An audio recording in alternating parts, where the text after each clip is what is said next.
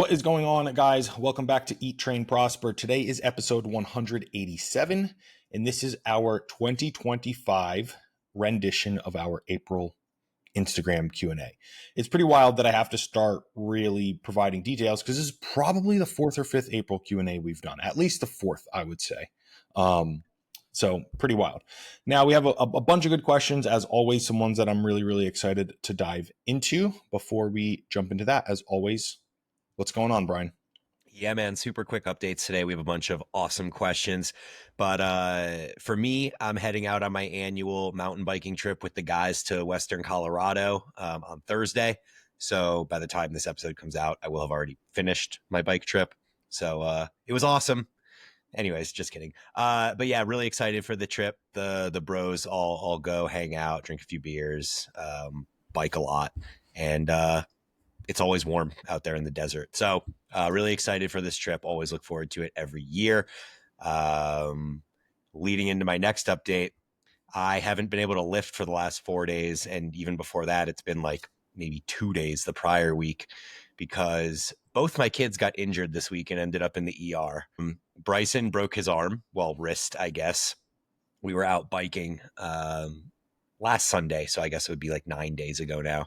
And I was on one side of the bike park with Viv. She was on her little teeny bike, just doing easy stuff.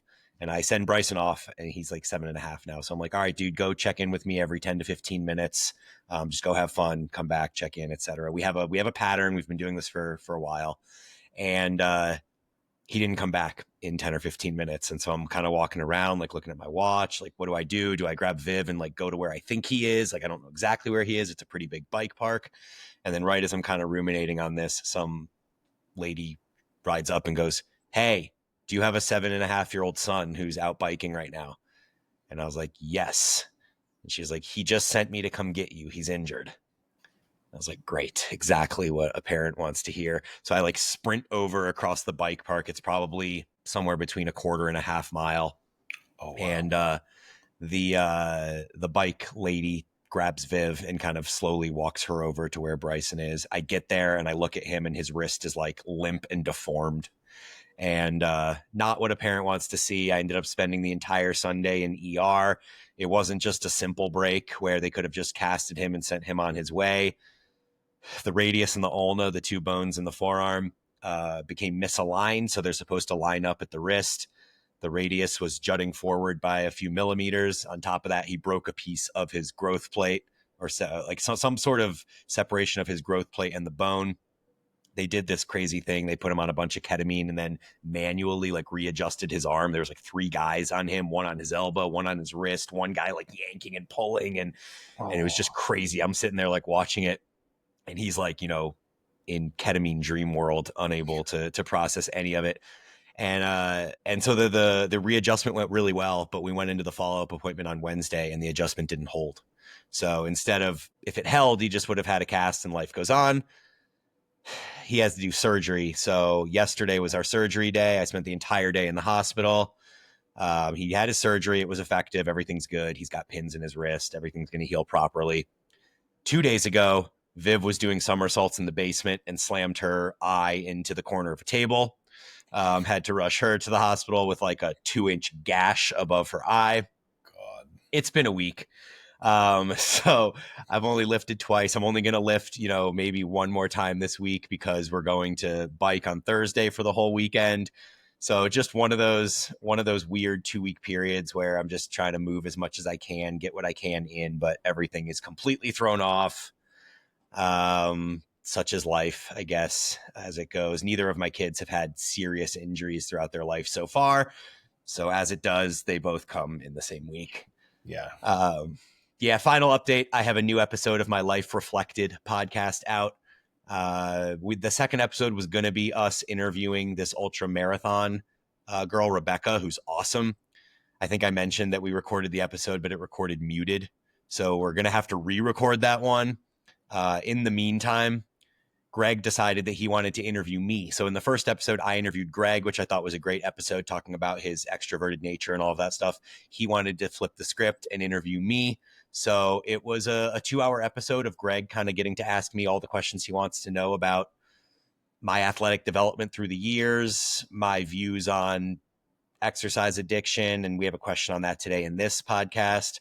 A lot of discussion around my nature and kind of why I'm the way I am, how I went through life to become the person I am. So Greg did a great job with that interview. If anyone's interested, that's currently available, Life Reflected podcast on any of the podcast apps. The uncanny ability of both your children to get hurt like within days of each other is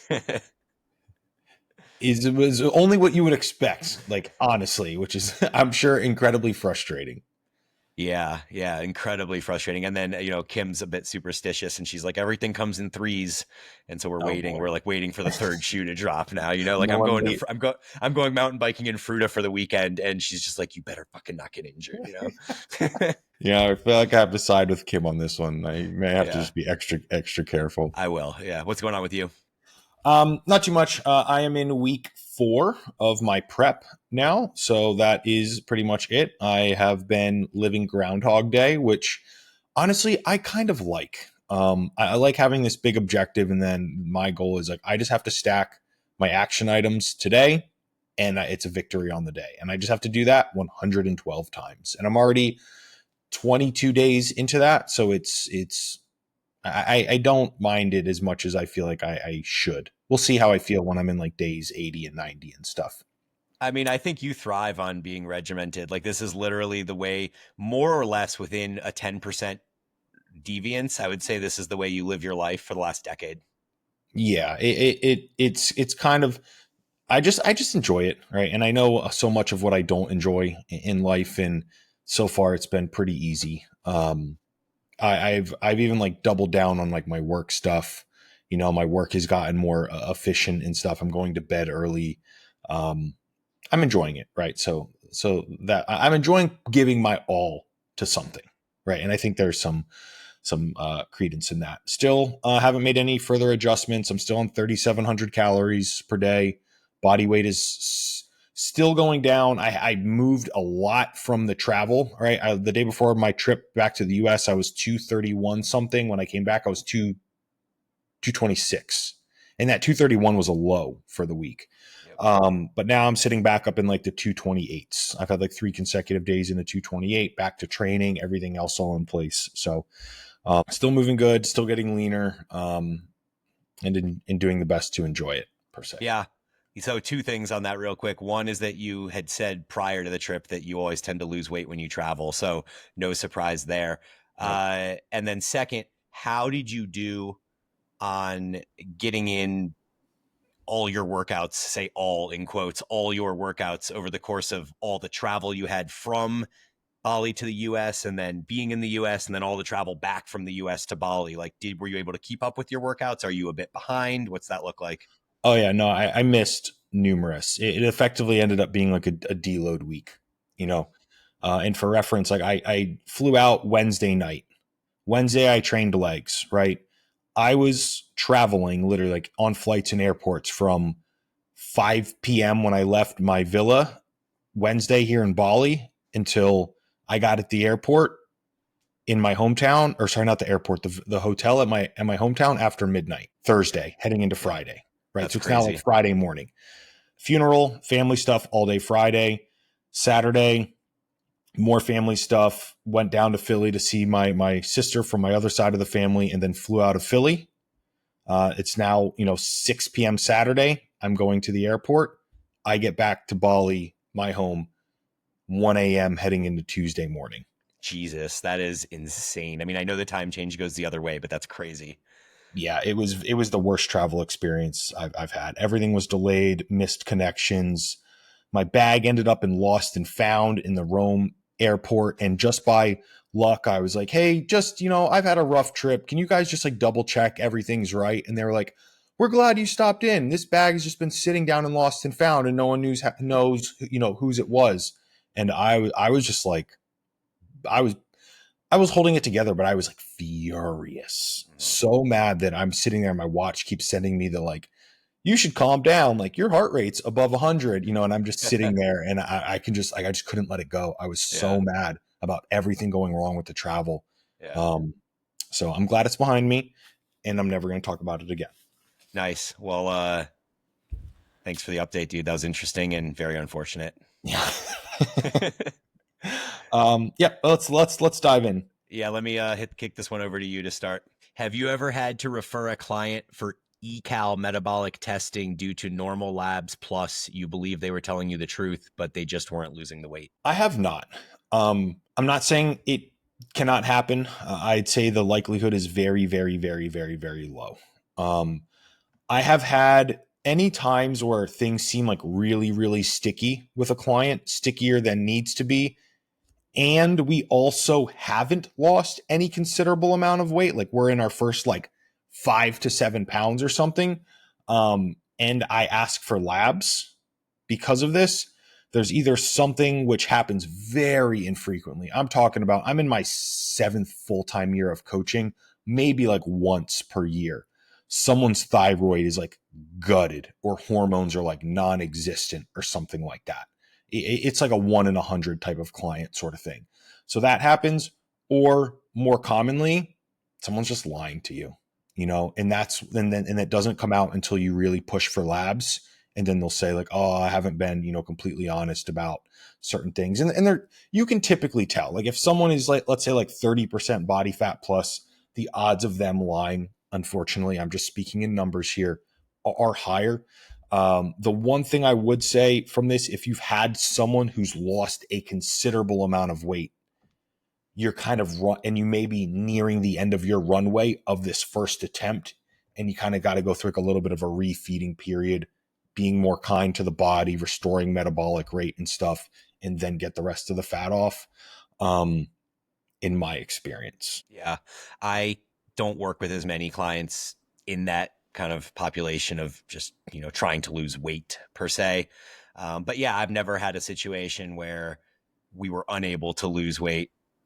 And it just always seems to be more the situation that you mentioned where they're just kind of maybe benignly misinformed. It's not always like a malicious thing where they're like, I'm purposefully trying to be dubious here, but they just are kind of miscalculating things and not fully aware of what they're doing. And you kind of dig into that and fix the problem, and then the scale starts moving again. Benignly misinformed is such a perfect way to put it. Cool. I love that. All right. Next one again to you. What's up with the new trend of upping creatine dose from 5 grams to 10 grams plus? I've seen this a lot, like well into like places that I wouldn't expect, like where I typically get my like finance, information and stuff from. I'm not 100% sure, but my best guess is there is a recent published research that came out about a pretty hefty dose of creatine, which I think might amount to about like 20 to like 25 grams in a single, like in a day, can, what would be the proper term here, attenuate potentially like a very big sleep disturbance. So if you have like a 4-hour night of sleep and you need to be like on it, if you like mega dose creatine, it can temporarily within these acute periods of time restore like cognitive function, critical thinking skills, etc., that would be typically greatly impaired by that reduced night of sleep. Yeah, so I think this is multifaceted. There's two kind of prongs here. One is what you mentioned, that on an acute basis, if there's a night where, say, you're out late with friends, you don't get a lot of sleep, you're jet lagged, whatever the situation is, you take a huge, massive dose, like you said, 20 or 25 grams, and that appears to, like you said, attenuate some of the maladies that could occur from lack of sleep, as far as like blood sugar and cognitive function and things like that. Secondarily, I follow very closely a woman named Luisa Nicola, who's a neuroscientist, and she's also like a huge proponent of weightlifting for women, but just, I mean, everyone in general. And she was just on my feed the other day talking about a new study. She's deep into the Alzheimer's side of things, talking about how 5 grams per day is great for muscle saturation to get you all the creatine you'll need for muscle response, hypertrophy, etc. But to get the brain benefits, whether that's to potentially attenuate or decrease the likelihood of getting Alzheimer's later in life, or just the cognitive benefits that do come with creatine that are now coming to light, it seems that 10 grams per day as an average or a body weight based equivalent. So if 10 grams is the right amount for a 140-pound woman, maybe it's 12 or 15 grams for a larger male. That would be the amount that you need to fully get the benefits cognitively and the brain function and all of that stuff. So I would need to dig into that study, but those are kind of the two areas that I've seen regarding this question. Wonderful. The one thing I should point out is in the one study that I referenced, they did still see the digestive disruptions from the large doses of creatine. So if your bowels get loose and you feel all kind of your guts in a bunch, it's likely the 25 gram, a single serving of creatine. Yeah. And I mean, some people are just more susceptible to that than others. Yep. All right. Next question again to you. What would be the least riskiest PED to experiment with? Oral Anavar? So it is not oral Anavar. Yeah, I was going to say anything oral can't be good for you because it has to be processed through the organs, liver. right? Yep. There might be like one or two these one-offs that are not like, I believe it's 17 alpha alkylated and that is what is like unkind to the liver. So it's not anything oral, right? The least riskiest is testosterone because it's bioidentical and your body already knows what to do with it, right? You just put it in a small amount if you decide to go down that, but I can promise you it's not oral, right? And unfortunately, if you decide to go down that route, injecting yourself is part of it. And I think it's worthwhile that it is prohibitive in that nature because it's not fun injecting yourself. I'll say that. I'll take this one to you, Bryan. Sure. What should someone with extremely lagging forearms do? Masturbate with both arms? No. Just playing, y'all. But yeah, I mean, so I actually have not had a client over the years ever say that their forearms are lagging and they want to improve their forearms specifically. It seems that over the course of the years, through direct bicep work and back work, there's always been sufficient forearm development as well. I understand that's not always the case. So for this question asker, the way that I would approach this beyond just doing, heavy back work and bicep work would be to incorporate different wrist flexion and wrist extension exercises. So think about, you could have a barbell, easy bar, dumbbell, something like that in your palm with your palm up being supinated, and you stretch at the back, make sure you get a deep stretch in the forearm and then contract forward. You can do the reverse where you turn your palm facing down and you stretch down and then come up. Both of those will target the forearm muscles on either side. And then hammer curls, where you do like a full curl, but you're in a neutral grip. You can do those as a full curl. So you're getting the bicep brachialis. And you could also do them just as wrist curls, like we were doing the other two movements, where instead of just curling supinated or pronated, you're doing a wrist curl, matter of 2 or 3 inches of movement with the hammer grip. So I think those are great. I also think doing things like hangs and farmer's carries and barbell holds. So like think of, how you would set up for like a heavy set of shrugs, but instead of shrugging, just literally hold the bar and death grip the thing. So yeah, a number of different avenues that you can take to increase forearm growth. And then you just want to be cognizant about where you're putting that in your program so that it doesn't interfere with any of the other stuff that might be around it on, surrounding days. My only addition there is I would stop using straps if they are seriously lagging. Now there's certain exercises like heavy RDLs, certain things that just you're going to need the straps for, like Bulgarian split squats, those sorts of things. But your pull downs, your rows, I would stop using straps for that. So you feel like that's a worthwhile sacrifice to turn back work more into forearm work in that case versus just using straps for the back work and then adding in some direct work for the forearms to compensate? I mean, I think you could do either. It's really hard for me to say like my forearms have exploded, but let's be clear, it's because of the PEDs. But it also at the same time was right around when I stopped using the straps because I had such bad forearm pain. Mm-hmm. It's really hard to say. I think, but like now my back work's not limited by my forearms because they've gotten so insanely strong. Like I don't notice a difference in performance when I use my straps or not. But I would say, like, if you don't have the time and your forearms are like enough of a problem where you care to make them better, I would maybe temporarily 8 weeks or so take a reduction in back capacity to bring them up. If you do have a lot of time, then I would do what Bryan said and put the forearm work directly in and continue to use them on your back days, the straps. Yeah, regarding the use of straps on back day, I'll say that on any of the exercises that I can do with the prime rotate handles, or the mag grips would be like a similar formation of handle, I don't use straps on because it's ergonomic. It's ergonomically sufficient that I feel like my grip is not compromised. But when I'm doing something like a wide grip pull down with the straight bar or a T-bar row, those movements don't have that mag grip handle that's really nice and comfortable for me. And so I do feel a little bit of a slip if I'm going close to failure on these sets, on these movements without kind of the mag grip handle. I need to use straps there. And one thing I think that's really interesting or not interesting, another point, I think your hand size plays a role, right? My hands are probably slightly larger than average. So like wrapping my hand around like the pull down bar or whatever, I can do it. But ironically, I'm kind of the opposite. When I use the mag grip and stuff, like that's where my hands will slip or I'll get like a lot of hand fatigue. But then if I'm doing like a pull down or something like that, like I can just lock it on and I have zero issues. So it must be individual. Yeah. And based on hand size and all that good stuff. Yep. Cool. Okay. I will kick this one to you to start.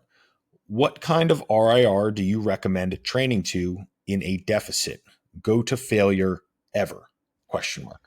Yeah, we've actually talked about this quite a bit on the podcast in prior episodes. And you and I think both are proponents of lowering volume and increasing effort in a deficit, because you just have fewer recovery resources available and lower attention and focus.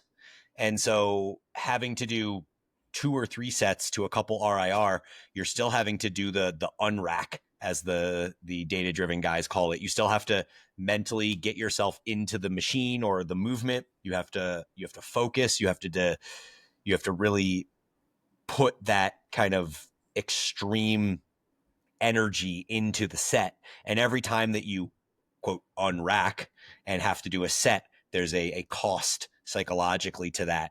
And so I think for that, more than any other reason, the benefit of going to failure allows you to do fewer sets, which allows you to have to focus fewer sets and therefore probably get more out of the sets that you're doing. Yeah. I mean, I think everything Bryan said is true. To elaborate, slightly on it, I think different body parts have different RIRs because of the tendency of a movement to be more lengthened versus more shortened. Like back stuff, very low risk of injury. Most of it's almost always short overloaded. You can probably train pretty much everything to one RIR, maybe do like final set to failure or something like that. Lateral delts, you can probably just train directly to failure. Calves, if you train them regularly, you can probably take them to failure. But things like your heavy hip hinges, especially if you're in like, week 2, week 4, week 6, maybe of a deficit, you're probably still good at like a 1 RIR. But if we're pushing 8, 12, 16 weeks, you might want to start being a little bit more conscious of just higher risk injury of certain exercises and those sorts of things. So things like RDLs, maybe 2, try not to get pinned in the bottom of a pendulum squat or a hack squat because of injury risk in fatigue. CNS fatigue absolutely skyrockets when that happens. So it's a little bit of a different scale based on the body. Yeah, I agree. I think that that's always important. And in the context of where you are in the diet, what movement you're doing, all of that stuff is super relevant. I still would err on the side of lower volumes on those big compound movements, even if you're not going to failure. So like 1 set of hack squat and 1 set of RDL to 1 or 2 RIR is probably still sufficient to give you the stimulus that you need to maintain muscle, because you got to remember, when you're in the deficit, unless you're a noob, you're very likely not gaining muscle. So any of the training that you're doing is essentially an attempt to maintain your muscle and your strength. And we know that you can do that based on the research in significantly lower volumes than you would need to grow. Yep, definitely. All right, this one for you. if not building muscle in a deficit, how important is it to keep increasing weight reps weekly? I mean, this is related to the last question. Yeah, very related to the last question. I think it's important to keep your intensity level very high, like we just spoke about. I think if you there should be a period where you are still able to increase weight in reps. And I think this is a very a misunderstanding. People think, okay, I'm in week 1 of my deficit, I can't train as hard and all my progress stops. That won't happen for it.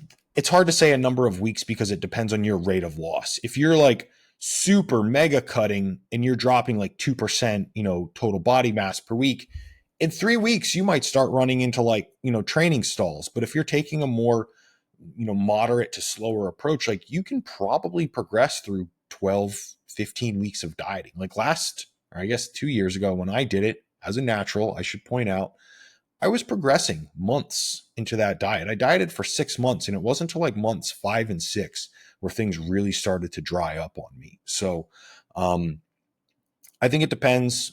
I hate saying that, but if you're new, if you're a newbie, there's so much more to be gained. Even in a deficit, you could still progress because there's, neurological benefits, there's movement improvement, movement efficiency improvements, and things like that.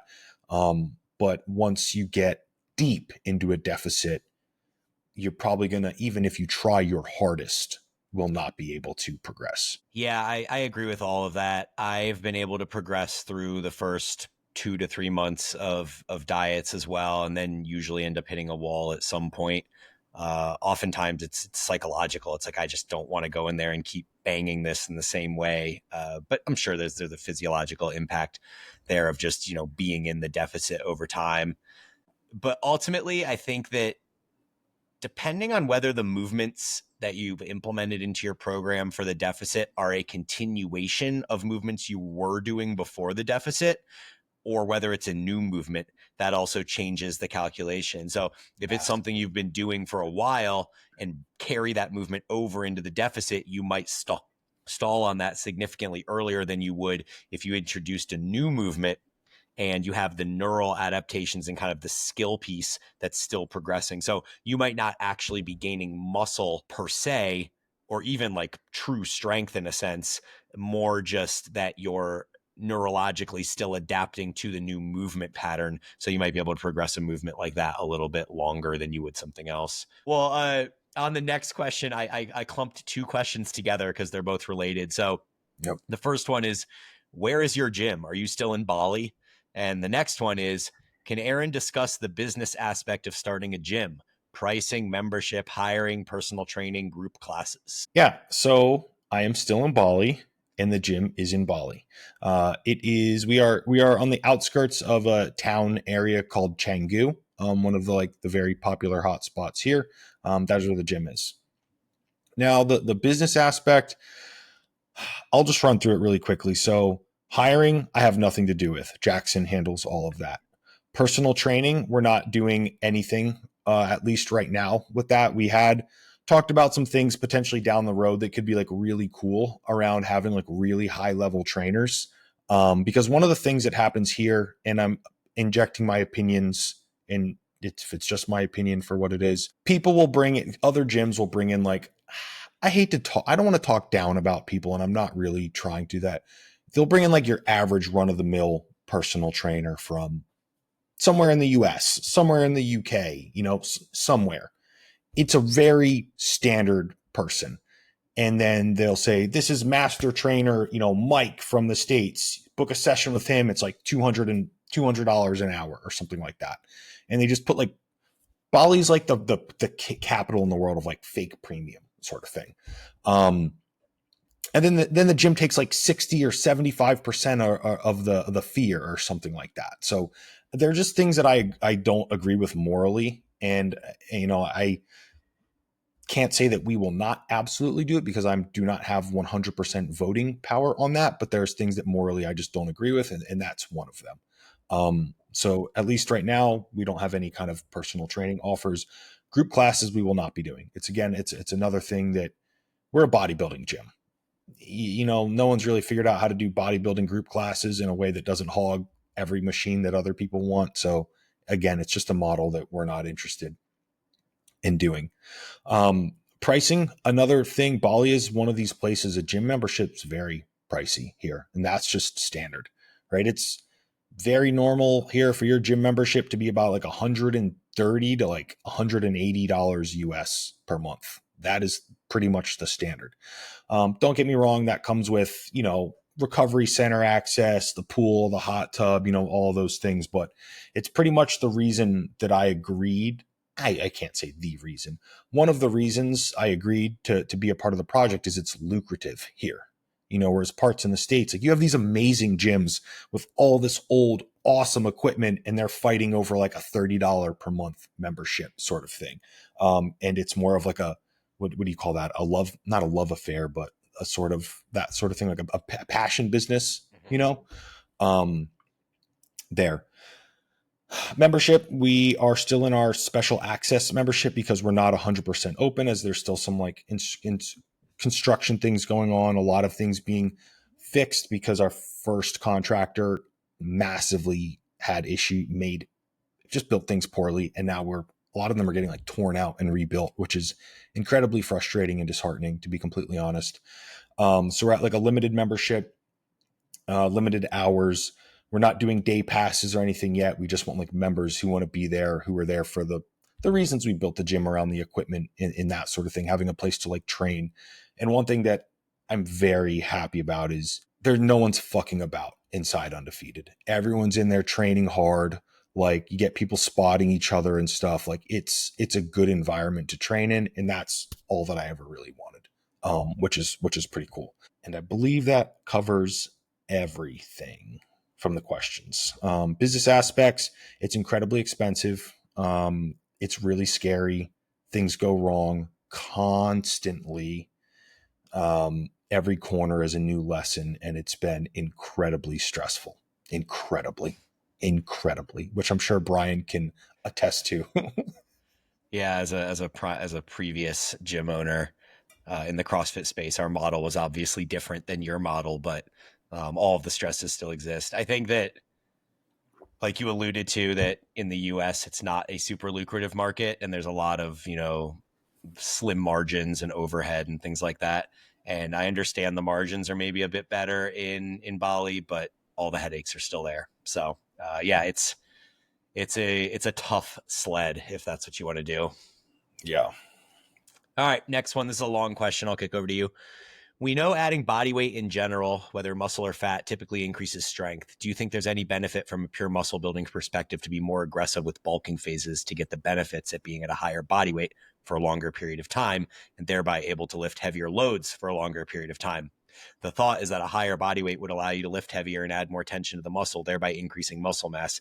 I think about all the former NFL offensive linemen who maintain super high body fat percentages and then lose all the weight after retiring. They are always jacked. There's a lot in this question. One thing that I would encourage people is to not use freak NFL athletes as your basis. Yeah, genetic outliers, right? Yeah. I mean, you have a job that every pretty much American boy, not every, but you like a very large percentage like aspires to be. Incredibly few make it. Those that do make it, the proportion of those that have like a definition of a career that's more than like 2 to 4 seasons long is even disproportionately lower, right? So even at the genetic elite, they weed out very quickly, sort of thing. So that's one part. I think the theory is sound enough. But there's a lot of practicality holes, I think, in it. Do you want to live your life at 30% plus body fat and the probable health consequences that come along with that for such a prolonged period of time to hopefully be jacked when you're 35 and decide to go on this monster diet to lose it all? I think one of the things with the NFL linemen that's also a bit of an outlier is like, they're really large, yes, but they also they're really conditioned. They play football as a job. Like they're in football shape. They're not just lifting weights and being 300 pounds, right? There's a little bit of a difference there because the training is so much more than just lifting weights. Then the other big risky question is when you go through this massive, deficit to lose all this extra body fat that you've carried, you have to keep the muscle, which is easier said than done. So I think, like I said, I think the theory does make sense. The practicality of it playing out, of being super overweight for long enough to really put on a lot of muscle, probably loses its luster when you have to live your life at that size. Yeah, I think that's all like super well said. And then I just want to double down on the genetic card here of, maybe comparing yourself to elite NFL athletes is maybe not the right move. So I was just curious because I was thinking, man, Saquon Barkley is pretty jacked. So let's look up his height and weight real quick. And I Googled it. And this dude is 6 foot tall, 234.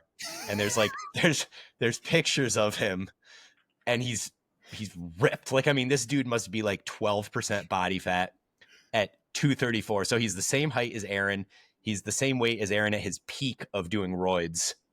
And he's just a natural dude playing running back in the NFL. Like, if he had decided that bodybuilding was going to be his sport instead of being a running back, it's over. Like, it's just over. So it's not exactly a great comparison. Exactly. You should, if you saw what I looked like getting up and down off the floor at 235 and doing anything remotely that required athleticism, I looked pathetic. So to see, and I'm sure everyone can picture that clip of Saquon Barkley where he like jumped over someone like backwards, sprinting at full speed. Like, you can't compare yourself to NFL. It's a terrible thesis to build off of. I'm sorry. Yeah, it's crazy. But yeah, I mean, the idea in theory is decent. I think if you're going to look at it from a practical implementation aspect for a regular person, I think that you're just talking about the dirty bulk. And you're talking about the dirty bulk that you maintain for a bit longer. I just, for the reasons Aaron mentioned with health and stuff like that, like you just don't want to maintain that. Because like he also said, they're exercising every day. They're doing 15-second sprints and recovers over and over and over throughout practice all day long, games on Sundays, like the whole thing. They're moving their body a lot. So internally, they're likely still quite healthy. If you were to try to implement a dirty bulk, you would probably not be doing any cardio because that would mean that you would then have to eat even more food. And so most people, in that situation that you're talking about that are just regular humans, not professional football players, are just going to end up fat and unhealthy from that approach. Let's kick this one over to you because I believe it is not for me. Okay. What is going on with the appetite decrease that you mentioned? Yeah, so I talked 2 weeks ago in our updates how I just haven't been super hungry after my spring break trip. I gained a bit of weight. I ate everything in sight. I didn't move for 4 days as we were driving to Scottsdale, driving back from Scottsdale. So yeah, my appetite went way down for a decent period of time. It was like 10 or 12 days. I dropped weight all the way down to like the low 190s. And then it kind of came back for a few days and I ate a lot because I was hungry. Got back up to like the mid 190s, and then it's kind of been low again since then. So I'm now plummeting back down into the low 190s. I think that ultimately, if I'm looking at this retroactively onto trying to discern why it's happening, I think it's more like kind of what Aaron said, that I overate so much. There was compensation. Once my body weight got below what my set point is, I got hungry again. Then I ate up to my set point and then I got not hungry again. And so the good here is that my body is responsive to appetite signaling. Like it's like, hey, dude, you're getting too big. We'll turn the appetite off. Or, okay, you're starting to get pretty small. We should turn the appetite back on again. So I really appreciate that for my body. I'm like, thanks, dude. That's great. But it is a little bit annoying that it keeps fluctuating in this manner. So I think the next time that I get my appetite back, I need to go less ham on food because that will keep me from this oscillation of up, down, and I just need to kind of find more of a homeostasis. This one, I think, well, I'll kick it over to you, and then I think you can frame it up a lot better than I can, and I'll put some tidbits underneath. Can you guys discuss / elaborate on the fine line between habitual exercise and exercise addiction / dependence? Bryan discussed this a lot on his other pod, and curious to hear you guys chat about it. Yeah, I think this is something I've been thinking a lot about as it's come up as a topic on both the first 2 episodes of the Life Reflected podcast that I'm doing.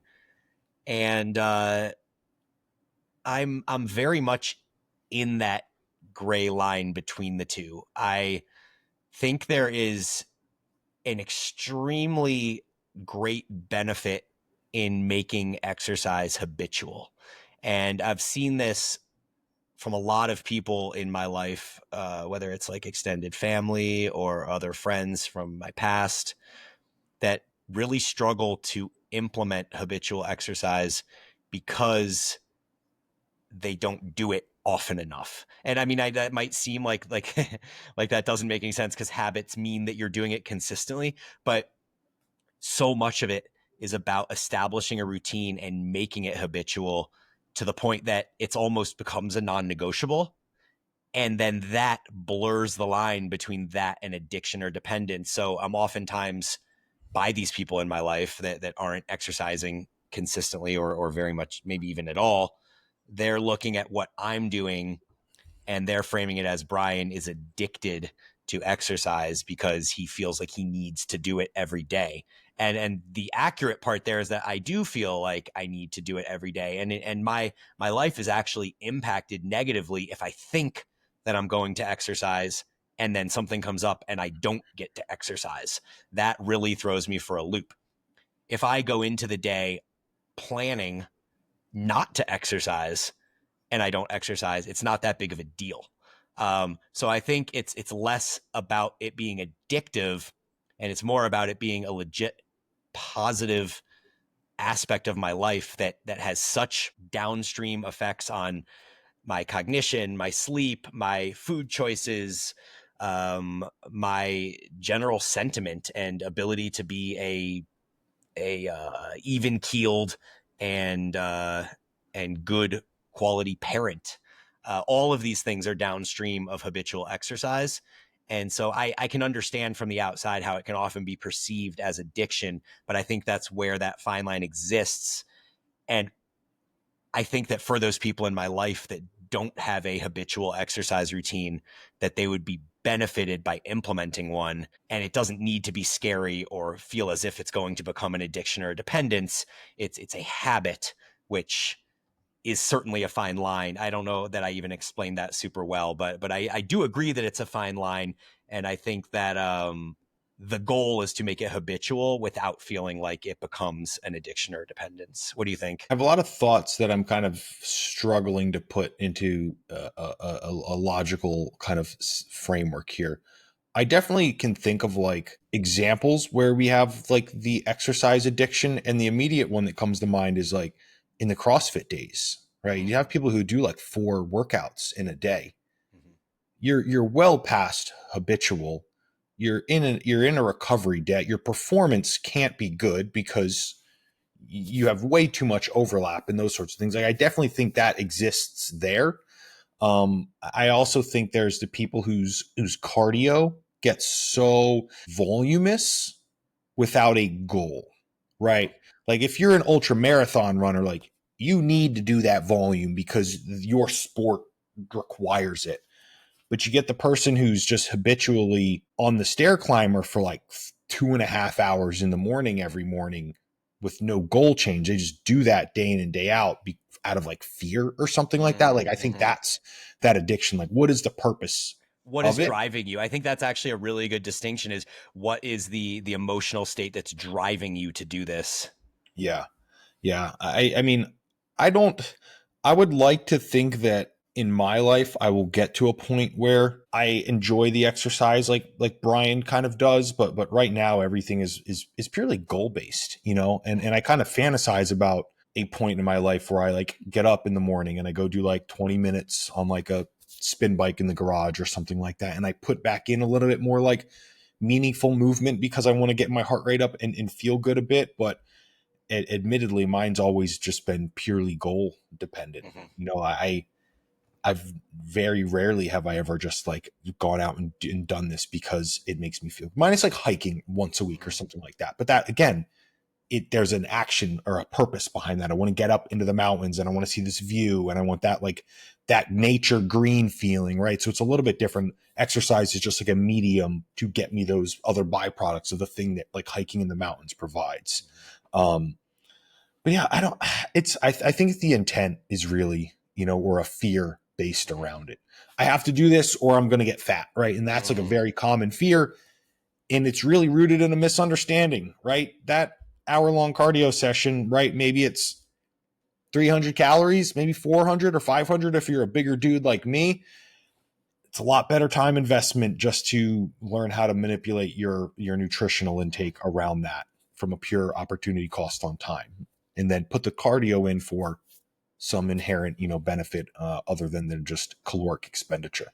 Yeah, like I'm pursuing health long term, or it's something that makes me feel a great, like, the catecholamine Yep. experience with all the different endorphins and stuff are really what's driving it. So for me, I think it's a bit of all of that. Like I don't want to belabor this point because we still have 9 questions to go, but one of the other topics that kind of came out of this on the podcast, the most recent episode, was a discussion around whether everything is training or whether sometimes it's just exercise for pure enjoyment.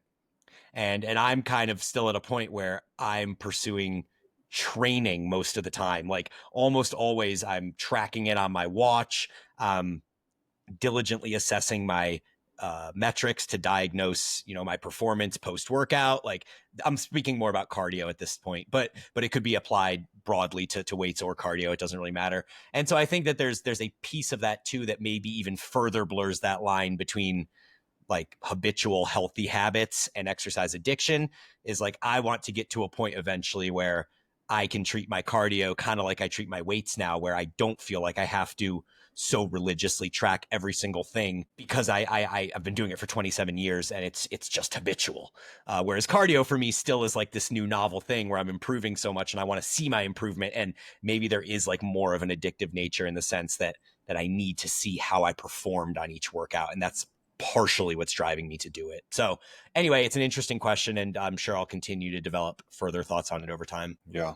This one, you want me to kick to you to start the Sure. low volumes? If low volumes give you some results and high volumes maximize gains, then wouldn't they eventually meet at the same place where your genetic limit is? Yes. I mean, I almost feel like I could have written that question myself. Um, it is exactly true in my opinion.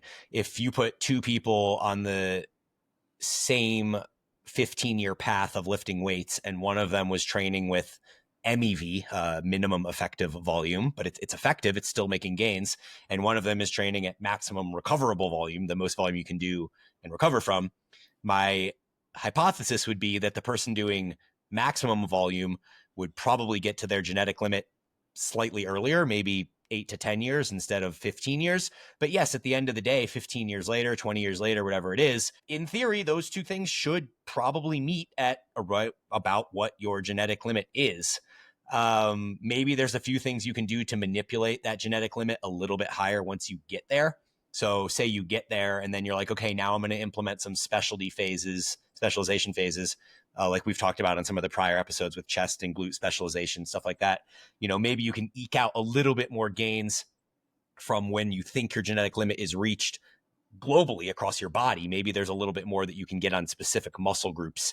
But ultimately, yes, when it comes to your physique as a whole, my view is that those two things would meet at your genetic limit. Yeah, I agree. I think there would be numerous other factors that would impede or facilitate that genetic limit way before the high volume versus the low volume sort of thing. Like all these genetic variations, like how resistant you are to like CNS fatigue if you are training with really low volumes. Like let's say you are trying to take the low volume, high intensity approach, and that really hard set on the hack squat or leg press like gives you kind of like it makes you like really dizzy and gives you like a headache, right? You're going to gravitate away from that because it can't be productive, long enough with that. So, like I said, I think there's all these little like other life practical things that would impact that, and kind of steer you into one way or another. Like there's a reason why for someone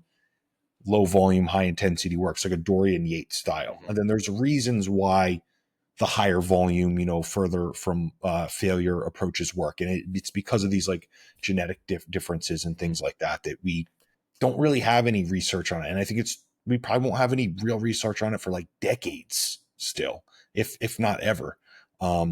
But yeah, I think eventually you're going to find your sweet spot if you continue to prioritize this long enough and continue to search and have a high enough interest in it. Yeah, I think that there's ultimately also going to be some potentially like psychological limiting factors on doing the high volume. For example, like, can you get up for those high volume workouts for 15 years or 10 years or whatever it takes? Yep. And can you do it while, not just maintaining motivation to do it, but also remaining injury free because of the continued beating on your body? So there's a number of different aspects in there and contexts that could potentially change the equation along the way. Definitely. This one I'll kick to you. What is the equivalent of 180 minutes of zone 2? For example, if I do not have enough time for zone 2, how much zone 3, 4, or 5 do I need to do to equate? Trying to find out a rough formula for this. Yeah, I think I do have an idea on this, and I will answer at the end. But I think that, as we've talked about many times, the benefit of zone 2 is that it's this low fatiguing stimulus. And when you look at studies, the stimulus that you're getting to your mitochondria from zone 2 is more or less equivalent to what you're getting in the higher zones. You're just able to do it. You just need less time to do it in the higher zones. So that kind of brings your question about, which is like, how much fatigue am I willing to accumulate, or do I need to accumulate to achieve a similar response to, benefit my mitochondria and my cardiovascular system and all of these processes? And so, all right, before I say the other potentially mitigating factor here is that zone 2 raises your floor, the base of the pyramid. If you're not doing zone 2 and you're just working on the pointy tip of the pyramid with the higher intensity stuff, you can increase the pointy tip. You can get better at doing the higher intensity stuff, but eventually you're likely going to reach a sticking point at those higher intensities because you ultimately need to raise the base, raise the floor by doing zone 2. So just keep that in mind. But for those weeks or those times of life where things are hectic and you just want to get your cardio in and kind of check that box, I think that zone 3 generally is about half of zone 2. So I find about 20 to 30 minutes of continuous zone 3 is probably equivalent to about 45 to 60 minutes of zone 2. So that would be your like full kind of Inigo San Milan, Peter Attia, like do your zone 2 for health thing. Yeah, 20 to 30 minutes of zone 3 probably gets you close. I think the zone 4, zone 5 stuff, like I usually combine those zones together. We don't have to, but I will usually say zone 4 is kind of in the middle of the two. So I'll say if my workout is zone 3/zone 4, I usually try to get about, oh man, I'm thinking about me and I do higher volumes. So I said it's about 20 to 30 minutes of zone 3. It would probably be about 15 to 20 minutes of zone 4. And then if you're really working on that pointy tip and going super ham, where you're at 90% of heart rate or higher, like zone 5, you can probably do that in 8 to 10 minutes if we're talking about equivalent stimulus to what we'd be getting from zone 2. These are just, my thoughts on the matter. I don't know if that's accurate to science or anything, but that seems pretty reasonable and obviously a little bit more time efficient. Okay. There's nothing I could add to that whatsoever. Yeah. Cool. I'll ask you this one since you've been kicking them over to me. Worth it to do any calf lifting, or is a few runs a week enough? Feels like training calves may not be worth it. I mean, if you feel that way, I feel like it's hard pressed. I feel like calves are one of those things you care about or you don't, right? And it can even change. Like there was many years of my life, probably 10 or more, where I didn't train calves at all. Like to any like in a stereotypical way that we would train calves. Now, do I think running a few runs a week is going to be equal to the amount of, hypertrophy that you could get from training your calves for hypertrophy? If you're looking at, maybe 12, 15 feet behind looking at them, probably. If you were to do like a circumference, probably not. But I think it really comes down to like, if you really don't want to train your calves, I wouldn't go out of your way to do something you really don't want to do, especially because it probably will be a pretty minor difference unless you have just the ultimate, dad calf genetics. Yeah. I went through periods of my life where I never trained calves. I haven't for years leading up to the last few months where I started running more consistently. And one of the things I noticed is that I was getting a bit of Achilles tendonitis from running, and it was actually doing really heavy single leg calf raises for like 5 to 8 reps with a 2 to 3 second pause at the very bottom, like super deep stretch under load position. And then, exploding up into the concentric. Doing those once or twice a week actually really helped alleviate some of that Achilles tendonitis and made me feel more stable and confident running. So, I feel like if you're running, there could be, that kind of tangential benefit to doing calf work, even if hypertrophy isn't the goal. That's also a really good point. Yeah. All right. We have 6 questions and 15 minutes, so we got to move. Let's do it. It seems that lengthened bias training has lost some popularity. What is your current stance? I think that, the research still overall leans toward lengthened bias training being marginally more effective than full range of motion or short range of motion training. It's lost some popularity, I think, because there have been a few studies that have come out that have shown that it's, equal to training a full range motion in a few different exercises. That doesn't mean that lengthened bias training is not effective. If it's equal to full range of motion, then that means you have a choice, which is great.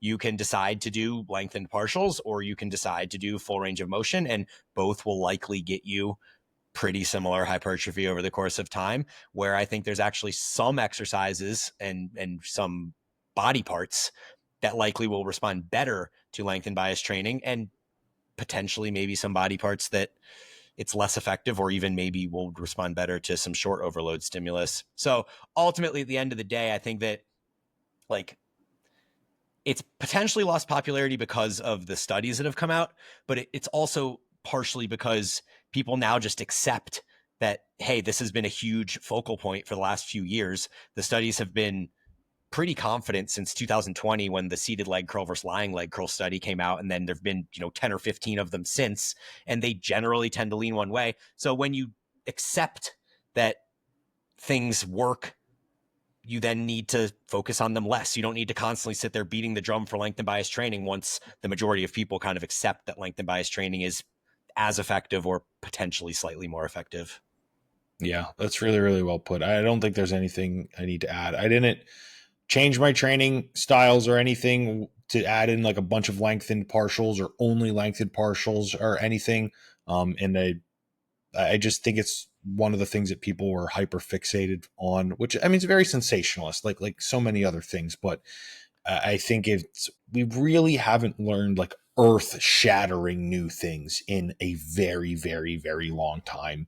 The physiques are not natural, on gear, whatever you want to call it. Like they're not orders of magnitude different than they were 30 years ago. So I think it's, you eventually just kind of accept it enough, and you typically cover all of your bases, and that's a very, very intelligent way to go about things. Okay, what does someone just getting into biking need?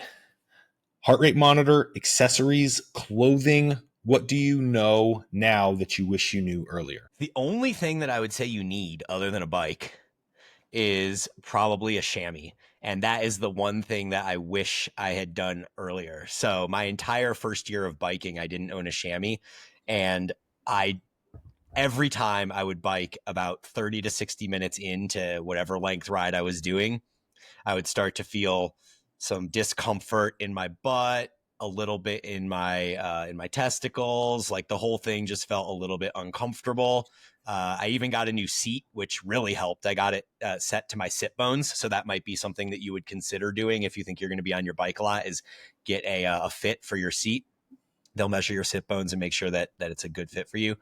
But beyond a chamois and potentially a seat fit, I don't think there's anything you need.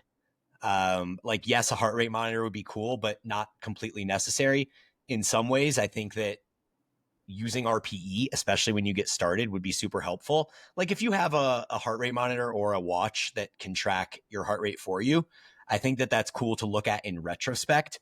But I think what I would have loved to do for myself is not been so keen on the data when I first started, and more just to kind of build that sense of RPE using, like I talk about when you're in zone 2, that you should be at about 15 breaths a minute. Like anything over 15 breaths a minute, it's likely that you're above zone 2. So I wish I had kind of learned my body a little bit better through some of these RPE ways of assessing effort and not relied so much on digital data, but understanding that maybe it would have been cool if I then retroactively could finish my ride and look back at the data without having to be focused on the data throughout the entire ride. So just this last year, I bought a mount for the front of my handlebars where I can put my phone in. And now I have all the data in front of me all the time, like right there, boom, in my face. And sometimes I just turn that off and I'm like, I want to do this ride based on RPE. And then in retrospect, I look at the data, and that's great because then I can kind of see how I was feeling and if that matches up with what the data was telling me. So I would encourage you to spend more time with less data in the beginning. Get a chamois, get your seat set, and beyond that, just I would say the other piece of advice you said, what do I wish I knew earlier? I would just say if you're doing this as a hybrid athlete, combining it with weights, don't try to do both maximally. Like that would be my biggest piece of advice is choose one that becomes the priority for a given period of time. Focus on that one, put the other one on kind of, I don't want to say the back burner, but more maintenance level. And then when that switches, elevate one up and put the other one on the back burner or on maintenance level a little bit. And that's going to allow you to actually see your progress without having to end up in a state of kind of burnout or overtraining or anything like that. Very, very well put. That last point. I remember you've talked about that a number of times. This next one, I guess I can kick to you as well. Sure. I don't have any lower lat specific work in my program. Do I need to add one? Which is best? Yeah, it's interesting when people say lower lat specific because something like a wide grip pull down, which we've now kind of considered to be like a teres or an upper back movement, like any time that you're taking your arms from overhead and bringing them down where your elbow is coming into your waist, there's going to be some lower lat work there, even if it's a wide grip pull down. It would obviously be better if it was a neutral grip, shoulder width pull down, but all of those are going to work your lower lats. So no, I don't think you need to go like out of your way to add in one of those really super specific N1 type, lower lat movements where your body is like contorted to the side and you're like reaching over your sternum and getting like that full deep stretch in the lat across the body. I don't think you need that. If you look at development of lats of athletes over time throughout history, some of them probably needed that. Like there's probably a few guys you could look at and be like, yeah, that guy would have been benefited by doing some more lower lat work. But in most cases, people got fine back development from doing pull downs, pull ups, and bent over rows. And so I don't think you need to overstress it too much. Yeah, agreed. All right. Do you ever recommend intermittent fasting during a deficit, or is it more important to have protein evenly spaced throughout the day? The only time I will use intermittent fasting with clients is when we are going into a period, maybe like 1 or 2 weeks, where it's like an inversion of control. Client is heading to Europe for a business trip and we're in like the middle of a deficit, something like that. Or client is going on vacation with the family and still wants to ensure, we have like a week of progress on the fat loss. So I'm going to say, we're going to be having dinner, out with the family, out with potential clients, whatever business kind of networking things you need to do for work. That's inherently going to be significantly higher in calories, significantly higher in fats. So and knowing that we're estimating so much of our food anyway, let's just pull breakfast. It is not optimal, but it is practical in our current context. We can also leverage caffeine, coffee in the mornings to help bridge some of that hunger that we cannot do at the end of the night for obvious sleep purposes. And then I'll typically have them do a little bit of protein. So I'll do like intermittent fasting, air quotes, with like a double scoop of whey or something like that in the morning, or one egg, some egg whites, something just to get us some protein in the morning, but no, significant or anything of substance in terms of carbohydrate or fat. Yeah, it sounds like a protein sparing modified fast. Exactly. Yeah. I am biased because I love intermittent fasting and I've been eating this way for the majority of my life since 2012, I think, like literally over a decade at this point. I do it whether it's a deficit or not a deficit. So it's just kind of like the way I prefer to live life. As far as the question about evenly spaced protein throughout the day, I do think, especially in a deficit, there's probably benefit to that.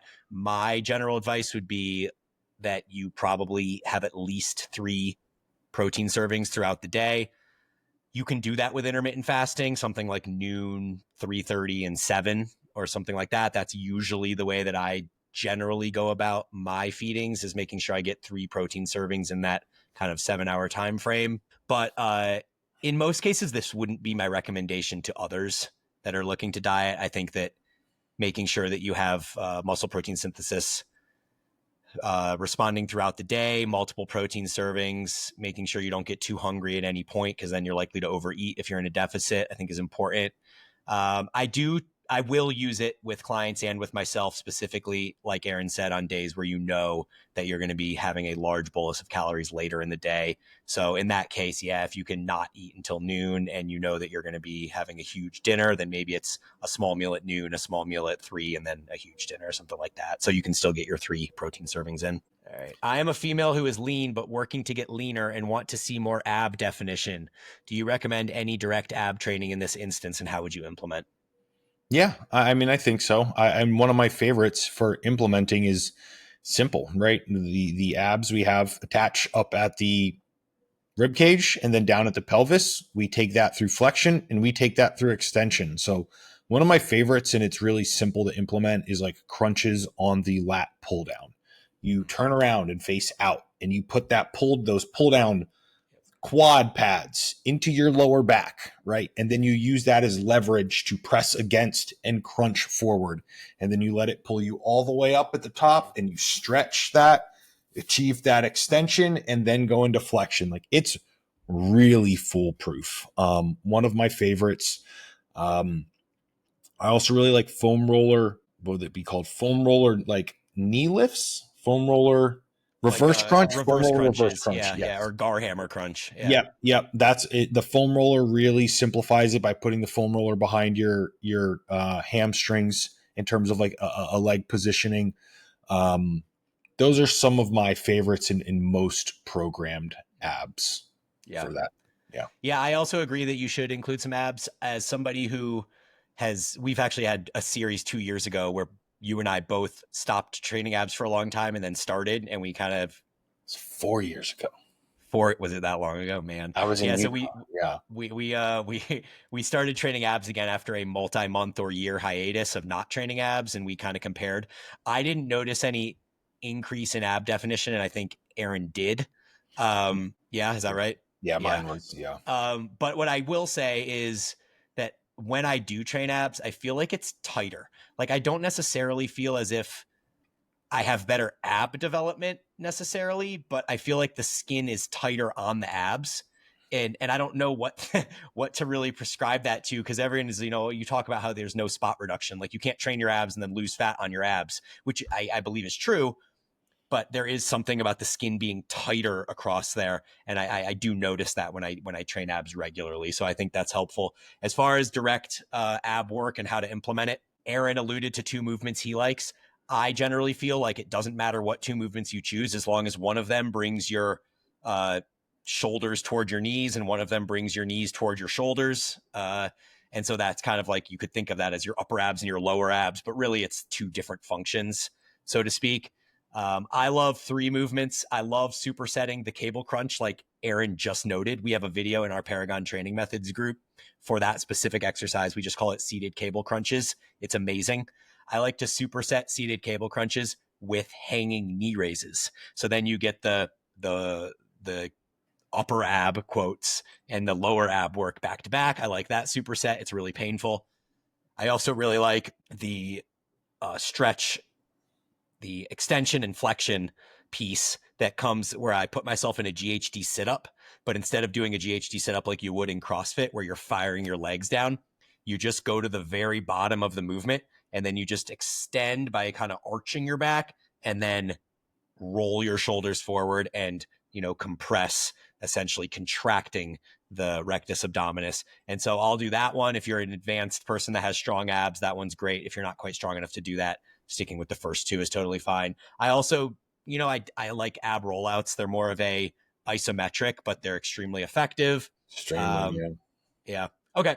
Last question here. I have to bounce, so let me answer it first, and then I'll kick it to you. Dr. Mike is an advocate of GLP-1 meds for everyone because of the health benefits, even for those who are not obese. He cites blood sugar, kidney function, digestive support, and numerous other health benefits. What are your thoughts on this? I've heard him talk about this with these benefits.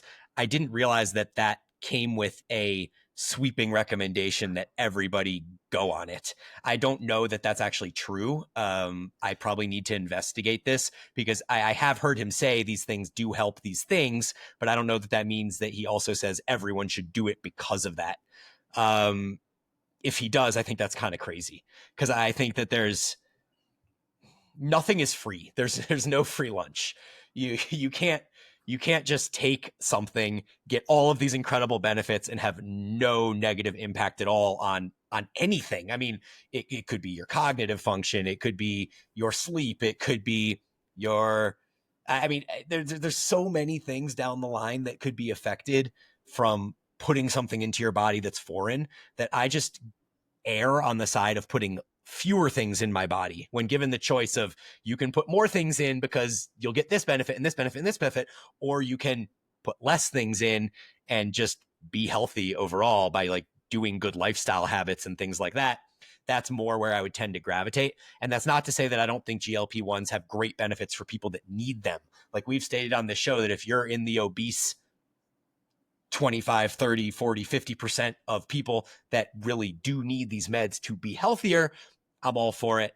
I can't say that I'm on board with everybody doing these for the reasons that are cited. Yeah, I think Bryan hit the nail on the head. Anytime that something is stated as everyone should be taking this, there's just too much genetic variation, right? There's going to be some people that are going to have horrible side effects in some way because they're just too vast of a species. Simple as that.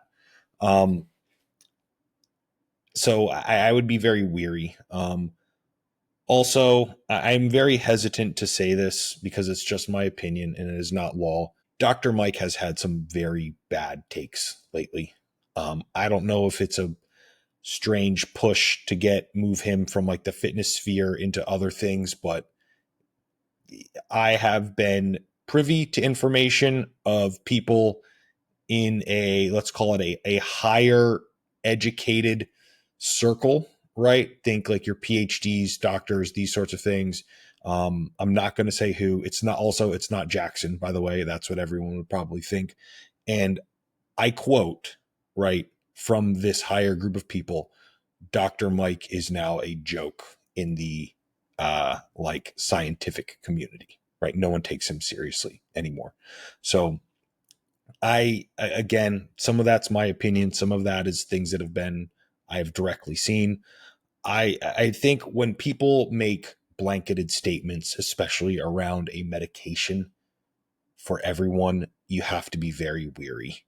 The thing that I would say for this question asker is if you are someone who is curious, right? I always encourage experimenting yourself. You can run something at a very low dose, get blood work every 4 weeks, see what you notice subjectively, see what you notice objectively, but therefore then you at least have your, own individualized response. You can formulate your own opinions around your actions and experience. But like I said, I would never recommend something, for everyone from a medication standpoint, because like Bryan said, there is no free lunch, right? While I think it's quite clear how efficacious the GLP-1s are for, a massive population of our people that need it, there is likely going to be some downstream effect somewhere that we just do not know about yet. How big or how small, we have yet to, determine that. And for the people that it helps, it will probably be a very easily trade-off cost because of the massive amount of health and life that has been gained back. But again, we just don't know. And I think it's dangerous, reckless, maybe even to say that everyone should be taking something like that. So, last question, very, very good question. Hopefully helpful. As always, any questions for Bryan and I can follow up with us on Instagram. Thank you for listening. We will talk to you next week.